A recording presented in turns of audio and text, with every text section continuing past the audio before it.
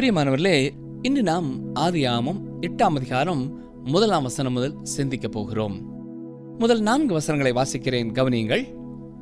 தேவன் நோவாவையும் அவனுடனே பேழையிலிருந்த சகல காட்டு மிருகங்களையும் சகல நாட்டு மிருகங்களையும் நினைத்தருளினார். தேவன் பூமியின் மேல் காற்றை வீச பண்ணினார். அப்பொழுது ஜலம் அமர்ந்தது. ஆழத்தின் ஊற்று கண்களும் வானத்தின் மதகுகளும் அடைபட்டன. வானத்து மழையும் நின்று போயிற்று. ஜலம் பூமியிலிருந்து நாளுக்கு நாள் வற்றிக்கொண்டே வந்தது. 150 நாளுக்கு பின்பு ஜலம் வடிந்தது. 7ஆம் மாதம் 17ஆம் தேதியிலே பேழை அரராத் என்னும் மலைகளின் மேல் தங்கிற்று. பூமியின் மீது ஜலப்பிரளயம் எவ்வாறு பெருக்கெடுத்தது என்பதை குறித்த குறிப்புகள் வேதத்திலே கொடுக்கப்பட்டிருக்கிறது. மட்டுமல்ல, அது எவ்வாறு வடிந்து சென்றது என்பதை பற்றியும் சொல்லப்பட்டிருக்கிறது.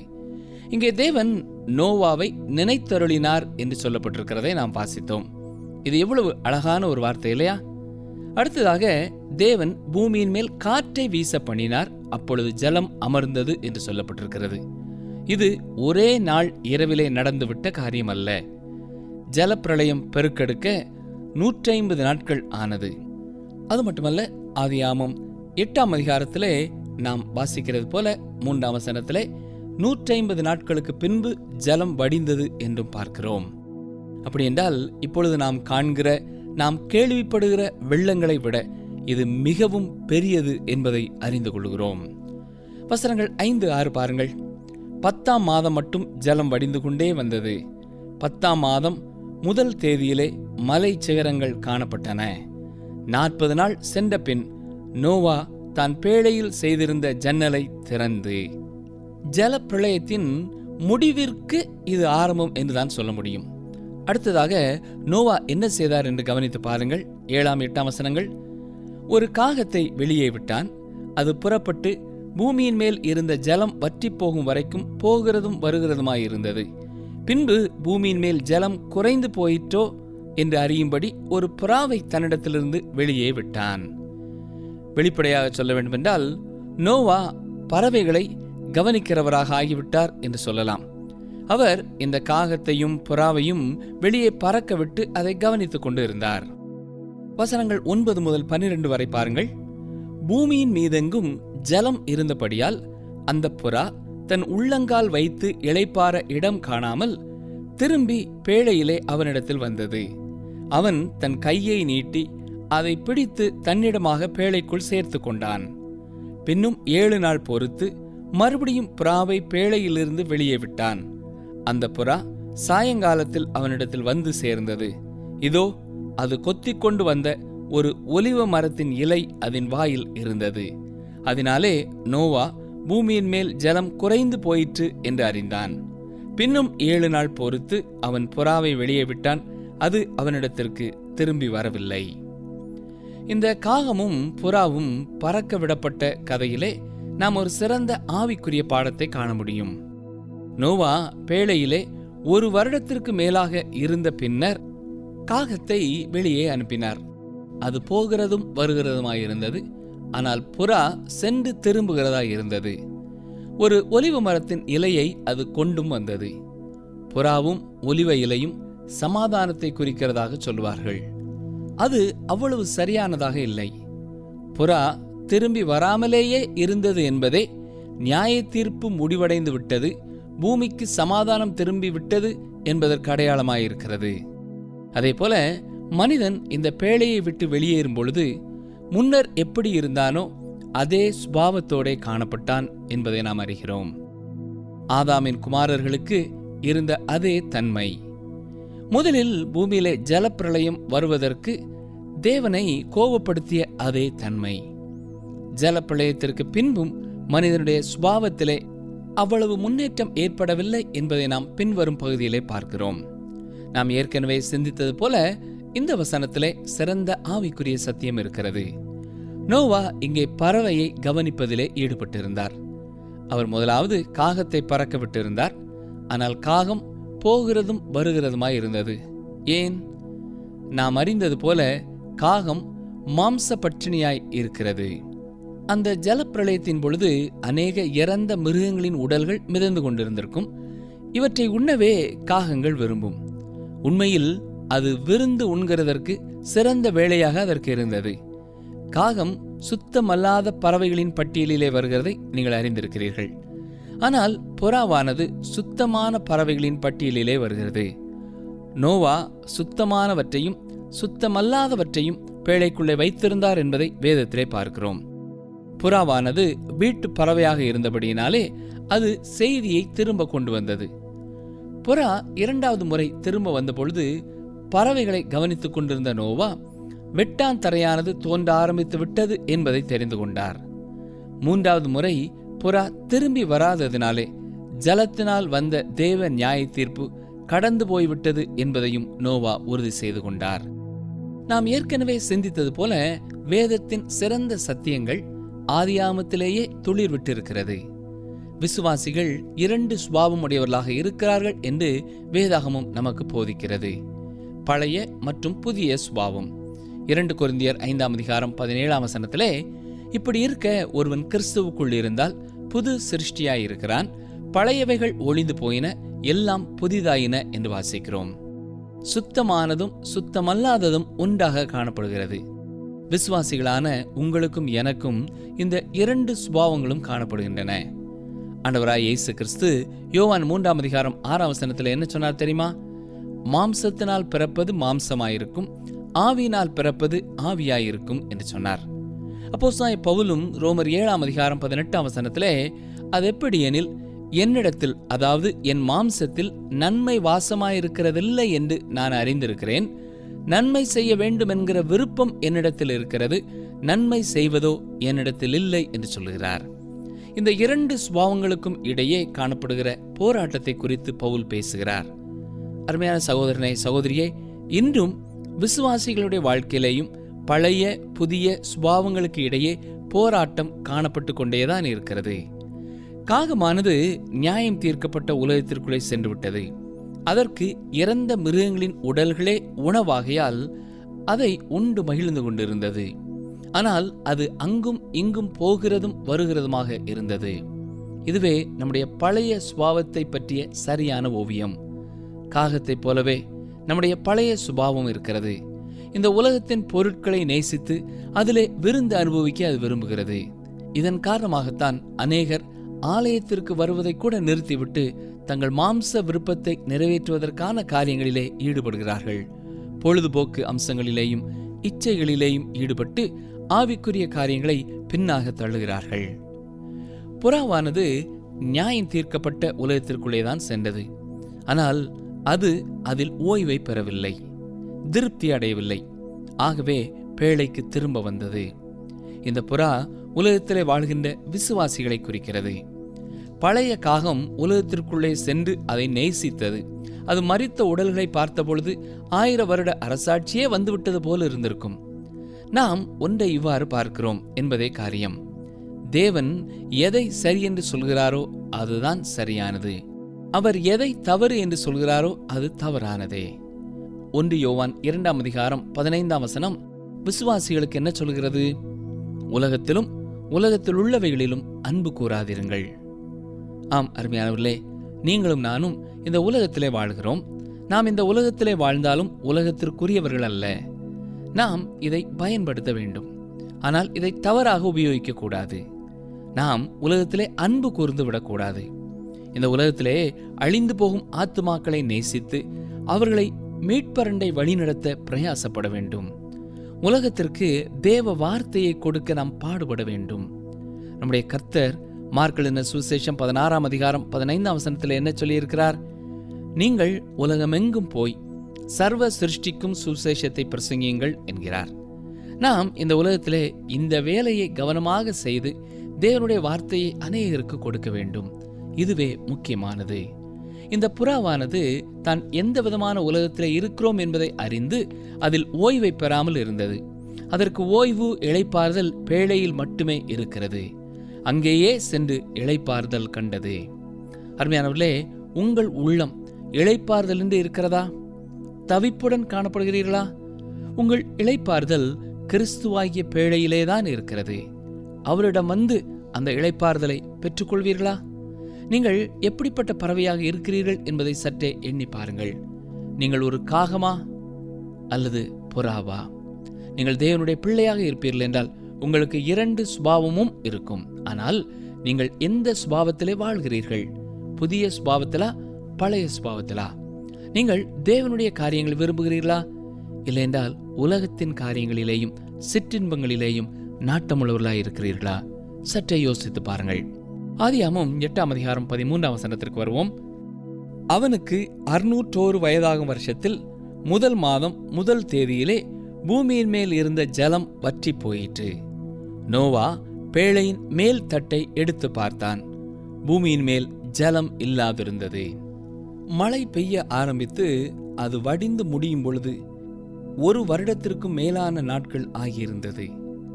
மேலும் இந்த ஜலப்பிரளயம் உலகம் முழுவதும் இருந்ததாகவே வேதம் நமக்கு உறுதியாய் கூறுகிறது. ஒரு நீச்சல் குளத்தை மட்டும் நிரப்புகிறதாக அது இருக்கவில்லை. மேலும் ஜலப்பிரளயத்தை பற்றிய மற்ற கண்டுபிடிப்புகள் அநேக காரியங்களை நமக்கு வெளிப்படுத்துகின்றன. டாக்டர் ஜே.இ. ஷெல்லி என்பவர் தன்னுடைய புஸ்தகத்திலே இவ்வாறு எழுதியிருக்கிறார். இந்த ஜலப்பிரளயம் உலகம் முழுவதிலும் இருந்தது என்பது இவருடைய கருத்து. இதற்கு ஒரு சிறந்த எடுத்துக்காட்டையும் நம் முன் வைக்கிறார். யானை போன்ற பெரிய அழிந்து போன மிருகம் தூந்திரா, சைபீரியாவில் உள்ள உறைந்து போன வண்டல் மண்ணிற்கு கீழாக மூழ்கி கிடக்கின்றன. கனடா மற்றும் வடக்கு அலாங்கா, ஆசிய கண்ட பகுதிகளிலேயும் இவை காணப்படுகின்றன. இவை நீரால் நிரம்பியுள்ள சதுப்பு நிலத்தில் அல்ல, உயர்ந்த மேட்டு பகுதியிலே ஆயிரக்கணக்கான எண்ணிக்கைகளிலே அழிந்திருக்கின்றன என்று சொல்கிறார். மேலும் இந்த யானை போன்ற மிருகங்கள் சோதித்து பார்க்கப்பட்ட பொழுது அவை மூழ்கி போனவை என்று கண்டுபிடிக்கப்பட்டுள்ளது என்று கூறுகிறார். வடக்கு நோக்கி செல்ல செல்ல அவைகள் அதிகம் அழிந்திருக்கிறதையும் காண முடியும். வெள்ளை கடலின் தீவுகளின் மலையிலும் ஆர்டிக் வளைவு பகுதிகளின் உள்பக்கத்திலும் இதன் எலும்புகள் மற்ற விலங்குகளான நீண்ட கோரைப்பற்கள் கொண்ட பூனை போன்ற பாலூட்டி, கரடி, எருது, ஆடு போன்ற ஒரு மிருகமும், மேலும் மரக்கட்டைகளோடு நிலத்திலே வேர்விட்டுள்ள மரங்களோடு கலந்து அமிழ்ந்து காணப்படுகின்றன. இப்பொழுது ஆயிரக்கணக்கான மைல்களுக்கு மரங்கள் இந்த பகுதியிலே காணப்படவில்லை. இதன் வயிற்றிற்குள் பைன் மற்றும் சிவப்பு, வெள்ளை வண்ணங்கள் கொண்ட புதிர் செடியின் கிளைகள் போன்றவை காணப்படுகின்றன. இந்த வண்டல் மண் படிவு மென்மையாக இருக்கும் பொழுது இந்த பெரிய யானைகள் உயிரோடு மூழ்கி இருக்கின்றன. பின்னர் இந்த வண்டல் மண் படிவுகள் கட்டியாக உறைந்திருக்கிறது. அவை பிறகு மென்மையாகவே இல்லை. அவை சிதைவடைந்ததற்கு எந்த ஒரு அடையாளமும் இல்லை. லண்டன் துறைமுகத்திலிருந்து இயற்கை வரலாற்று அருங்காட்சியகம் என்ற அமைப்பு இந்த பெரிய யானையின் தலையையும் தும்பிக்கையையும் வாங்கியது. இந்த தலை உண்மையான ரோமத்தால் மூடியதாக, சிதைந்து போகாததாக அப்படியே காணப்படுகிறது என்கிறார். எனவே இவை அந்த ஜலப்பிரளயத்தில் மூழ்கியவை என்றும், இந்த ஜலப்பிரளயம் உலகம் முழுவதும் நடைபெற்றிருக்கிறது என்றும் இதனால் அறிகிறோம். ஒருவேளை உங்களுக்கு இன்னமும் இதை குறித்து சந்தேகம் வருமென்றால் அது உலகளவிலே நடைபெற்ற ஒன்றுதான் என்று அடுத்து வரும் வசனங்கள் உறுதிப்படுத்துகின்றன. கவனியுங்கள், வாசிக்கிறேன். ஆதியாகமம் 8ஆம் அதிகாரம் 18-19 வசனங்கள். அப்பொழுது நோவாவும் அவன் குமாரரும் அவன் மனைவியும் அவன் குமாரரின் மனைவிகளும் புறப்பட்டு வந்தார்கள். பூமியின் மேல் நடமாடுகிற சகல மிருகங்களும், ஊறுகிற சகல பிராணிகளும், சகல பறவைகளும் ஜாதி ஜாதியாய் பேழையிலிருந்து புறப்பட்டு வந்தன. இதனைத் தொடர்ந்து நாம் தேவன் நோவாவோட உடன்படிக்கை செய்கிறதை குறித்து பார்க்கிறோம். இது ஒரு முக்கியமான உடன்படிக்கை ஆகும். அடுத்த அதிகாரத்திலும் இதை குறித்து நாம் பார்க்கிறோம். தேவன் நோவாவோட மாத்திரமல்ல, மனித குலத்தோடும் இந்த உடன்படிக்கையை செய்தார் என்று நாம் சொல்லலாம். இன்று வாழும் மனுக்குலத்திற்கும் இது பொருந்தும். சரி, 20ஆம் வசனம் பாருங்கள். அப்பொழுது நோவா கர்த்தருக்கு ஒரு பலிபீடம் கட்டி சுத்தமான சகல மிருகங்களிலும் சுத்தமான சகல பறவைகளிலும் சிலவற்றை தெரிந்து கொண்டு அவைகளை பலிபீடத்தின் மேல் தகன பலிகளாக பலியிட்டான். சுத்தமான மிருகங்களில் 7 ஜோடும் சுத்தமில்லாத மிருகங்களில் 1 ஜோடும் நோவா ஏன் எடுத்தார் என்பது இப்பொழுது புரிகிறதா? ஏனென்றால் அவர் சுத்தமானவற்றிலே தேவனுக்கு பலி செலுத்த போகிறார். நோவா பேழையிலிருந்து வெளியே வந்தவுடன் செய்த முதல் காரியம் கர்த்தருக்கு பலிபீடம் கட்டி அவருக்கு பலி செலுத்தியதுதான். இந்த தகன பலி இயேசு கிறிஸ்துவை அடையாளப்படுத்துகிறது. இது தேவன் அங்கீகரிக்கும் வண்ணமாகவும் அவரை துதிக்கும் வண்ணமாகவும் செலுத்தப்பட்டது. நோவாவுக்கு தேவனுடைய கண்களிலே கிருபை கிடைத்ததற்கு இதுவும் ஒரு காரணமாக இருந்தது என்பதற்கு சந்தேகமில்லை. வசனம் 21 பாருங்கள். சுகந்த வாசனையை கர்த்தர் முகர்ந்தார். அப்பொழுது கர்த்தர், இனி நான் மனுஷன் நிமித்தம் பூமியை சபிப்பதில்லை. மனுஷனுடைய இருதயத்தின் நினைவுகள் அவன் சிறு வயது தொடங்கி பொல்லாததாயிருக்கிறது. நான் இப்பொழுது செய்தது போல இனி சகல ஜீவன்களையும் சங்கரிப்பதில்லை. இது மிகவும் முக்கியமானது என்பதை நீங்கள் அறிவீர்கள். உங்கள் சிறு வயதை, உங்கள் வாலிப வயதை சற்றே நினைத்து பாருங்கள். உங்களுடைய இருதயத்தின் நினைவுகள் பொல்லாததாய் இருந்ததா இல்லையா? இன்றைய நாட்களில் உள்ள வாலிப சகோதர சகோதரிகளை பாருங்கள். அவர்கள் எவ்வளவு தீமையான வழிகளில் செல்கிறார்கள் என்பதை கவனித்தீர்களா? அவர்கள் அன்று போலவே இன்றும் பொல்லாத சிந்தனையோடு பொல்லாத வழிகளிலே செல்கிறார்கள் என்பதை நாம் அறியலாம். மனுஷனுடைய இருதயத்தின் நினைவுகள் அவன் சிறு வயது தொடங்கி பொல்லாததாயிருக்கிறது. இதில் எந்த ஒரு மாற்றமும் இல்லை. இது இன்று மட்டுமல்ல, அன்றிலிருந்தே அப்படித்தான் இருக்கிறது. இதை அன்றே வேதம் தெளிவுபட கூறியுள்ளது. ஆதியாகமம் 8ஆம் அதிகாரம் 22ஆம் வசனம் வாசிக்கிறேன். பூமி உள்ள நாளளவும் விதைப்பும் அறுப்பும் சீதளமும் உஷ்ணமும் கோடை காலமும் மாரி காலமும் பகலும் இரவும் ஒளிவதில்லை என்று தம்முடைய உள்ளத்தில் சொன்னார். இந்த ஜல பிரளயமானது மிகவும் பெரிதாக இருந்தபடியினாலே அது பூமியை சாய்வுறச் செய்துவிட்டது என்று கருதப்படுகிறது. நமக்கெல்லாம் தெரிந்திருக்கிறபடி பூமியானது அதன் அச்சில் நேராக இருக்கவில்லை. நாம் மத்திய பகுதியிலிருந்து தள்ளி இருக்கிறோம்.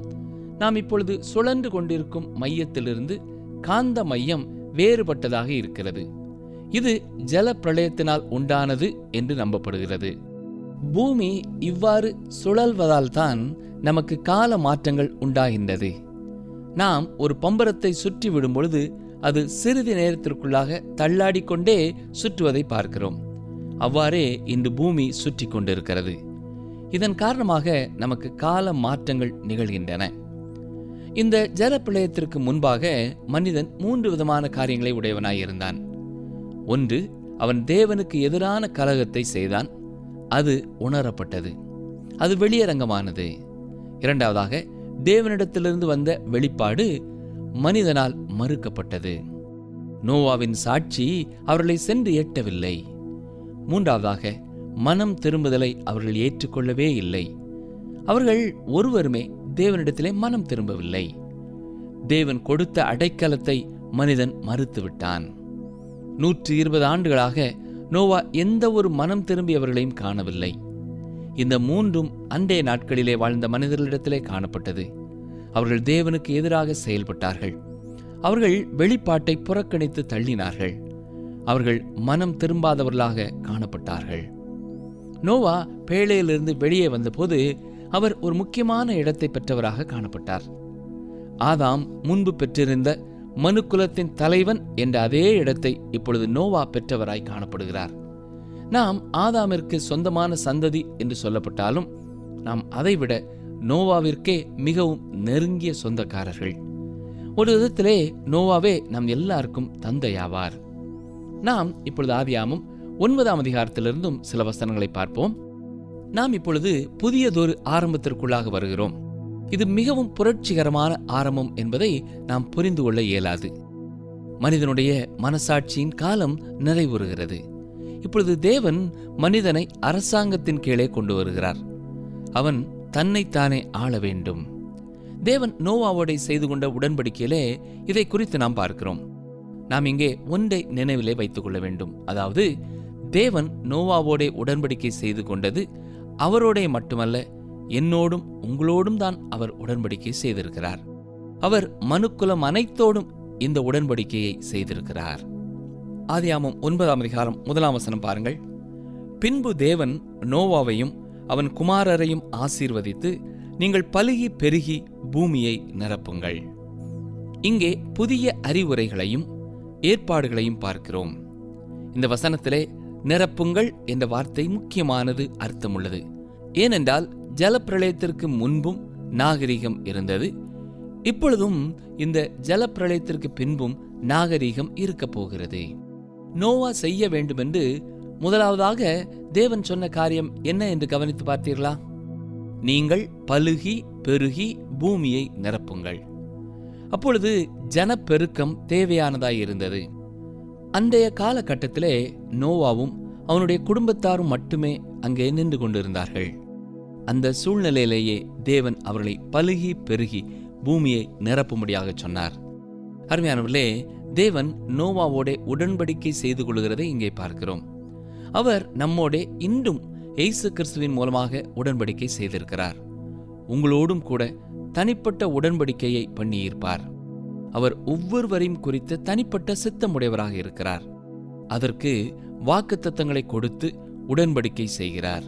அருமையான சகோதரனே, சகோதரியே, நீங்களும் உங்களுடைய வாழ்க்கையை அவருடைய கரத்திலே பரிபூர்ணமாய் அர்ப்பணிக்கும் பொழுது, உங்களை அவர் பலிபீடத்திலே வைக்கும் பொழுது, அவர் உங்களோடும் உடன்படிக்கை செய்து உங்களுக்கும் வாக்குத்தத்தங்களை கொடுக்கிறார். அவர் உண்மை உள்ளவர். அவர் கூறிய காரியங்களை அப்படியே அவர் நிறைவேற்ற வல்லமை உள்ளவராயிருக்கிறார்.